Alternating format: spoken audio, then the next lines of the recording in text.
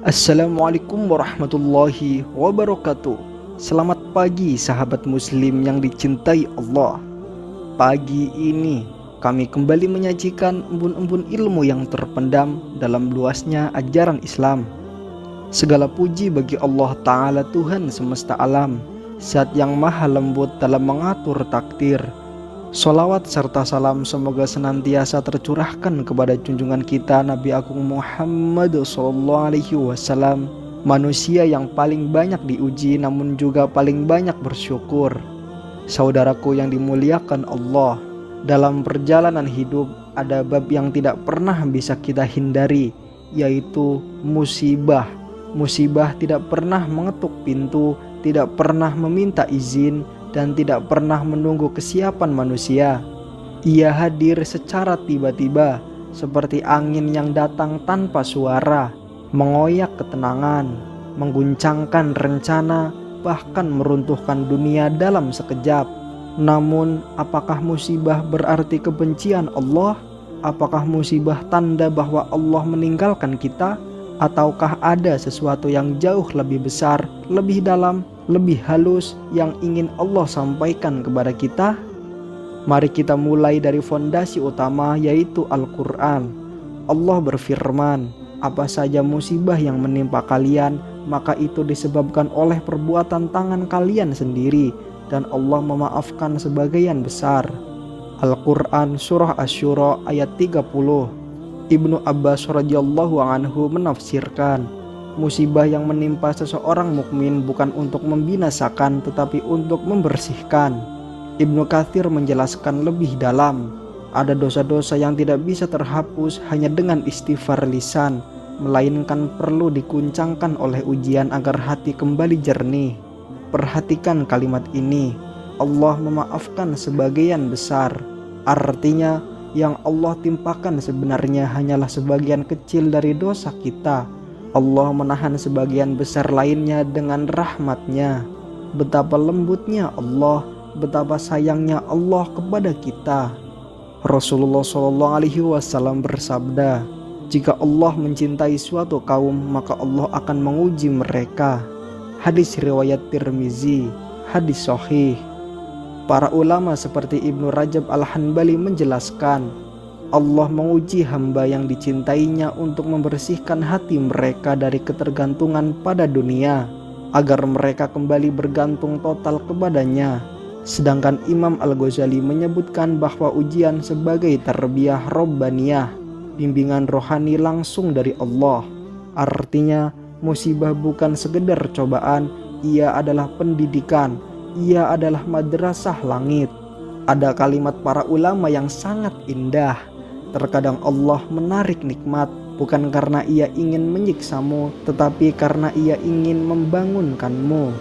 Sahabat hijrah yang dimuliakan Allah, terkadang seseorang begitu tenggelam dalam kemudahan hidup, rezeki lancar, kesehatan baik, hubungan harmonis, hingga hati menjadi lalai. Maka Allah mengetuk hatinya. Bagaimana cara Allah mengetuk hati?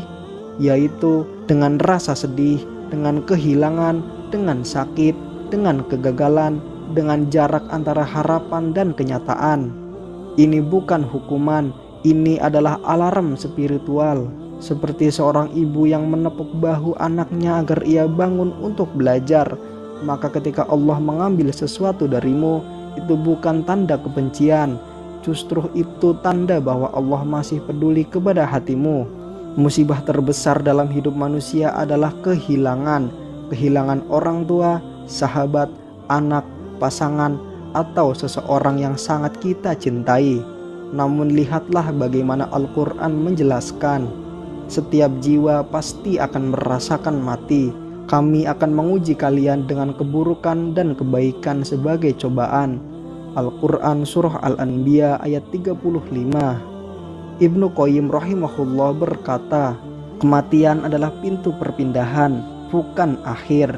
Dan musibah kehilangan adalah jalan Allah untuk mengangkat derajat hamba yang bersabar. Rasulullah SAW sendiri kehilangan ayahnya, ibunya, kakeknya, pamannya, istri tercinta Khadijah, 2 anaknya, banyak sahabatnya. Namun beliau tetap tegak karena beliau tahu setiap kehilangan adalah undangan dari Allah untuk lebih dekat kepada Allah. Ada beberapa kisah sahabat dengan ujian yang menimpa iman.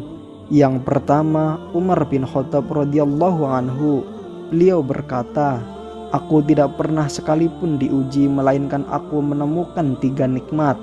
Yang pertama, Allah masih memberikan kesempatan hidup. Yang kedua, ujian itu tidak lebih besar dari kemampuanku. Dan yang ketiga, Allah menjanjikan pahala bagi orang sabar." Berikutnya Nabi Ayub alaihi salam. Beliau sakit bertahun-tahun, seluruh tubuhnya rusak, hartanya habis, anak-anaknya meninggal. Namun beliau berkata, "Selama engkau masih menyebutku hambamu, aku ridho wahai Tuhanku." Ini bukan sekedar kesabaran, ini puncak ketauhidan. Ada 4 teori tarbiyah ilahiyah atau pendidikan Allah menurut para ulama. Yang pertama, tazkiyatun nafs atau pembersihan diri. Allah tidak ingin hambanya pulang dalam keadaan kotor, maka sebelum seorang hamba mati, Allah membersihkan dulu jiwanya. Yang kedua, tarqiyah, peninggian derajat para nabi, para syuhada, dan para orang-orang soleh tidak didapat tanpa ujian berat. Yang ketiga, ikhtibar atau pengkondisian hati. Allah membentuk hati agar menjadi lebih kuat dan lebih lembut sekaligus. Dan yang keempat, at-tarqib ilallah atau pendekatan kepada Allah. Ada hamba yang tidak akan pernah kembali kepada Allah kecuali setelah guncangan. Inilah makna sedih dalam pandangan Islam. Sedih bukan dosa, menangis bukan kelemahan. Nabi Yakub menangis sampai matanya memutih. Maryam menangis dalam kesendirian. Nabi Muhammad SAW menangis ketika menguburkan ibunya. Sedih adalah bahasa hati. Allah berfirman, "Janganlah kamu bersedih, sesungguhnya Allah bersama kita." Al-Quran Surah At-Taubah ayat 40.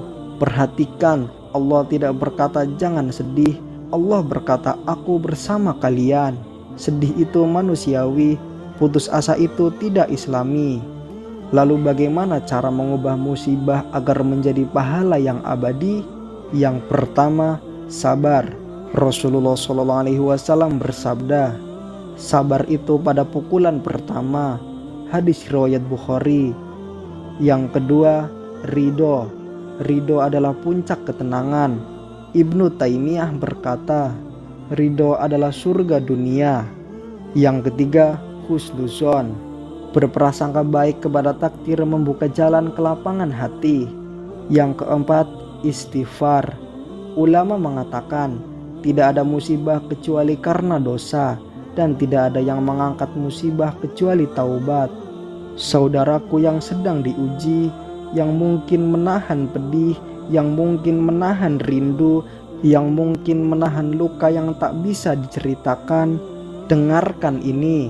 Musibahmu bukan akhir, musibahmu adalah jembatan, musibahmu adalah tanda bahwa Allah masih memperhatikanmu. Allah tidak menurunkan ujian tanpa tujuan. Ia tidak menciptakan air mata tanpa balasan.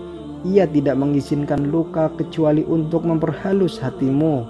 Ada cahaya yang sedang menuju hidupmu. Walau langkahmu berat, teruslah berjalan, karena Allah tidak akan meninggalkanmu. Nah pemirsa, sampai di sini akhir perjumpaan kita hari ini. Semoga Allah mengampuni dosa-dosa kita dan mengangkat derajat kita. Amin, amin ya robbal alamin.